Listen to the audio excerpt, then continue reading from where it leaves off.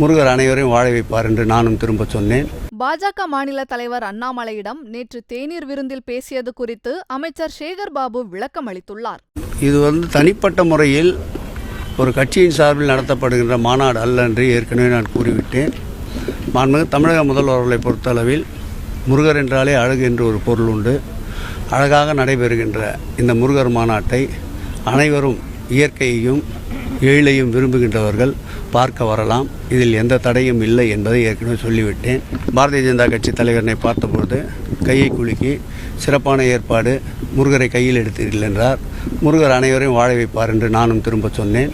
அந்த வகையில் இன்றைக்கு அனைவருடைய கவனத்தையும் திருப்புகின்ற ஒரு மாநாடாக மாண்புமிகு தமிழக முதல்வர் அவர்கள் வடித்தெடுத்த மாநாடு.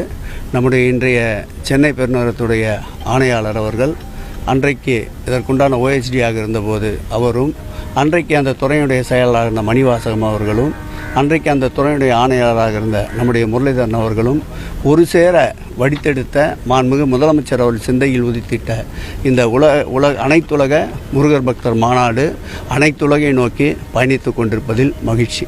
சார், இந்த கோயம்பேடு செய்திகளை உள்ளது உள்ளபடி தெரிந்து கொள்ள ரெஃப்ளெக்ட் நியூஸை சப்ஸ்கிரைப் பண்ணுங்க.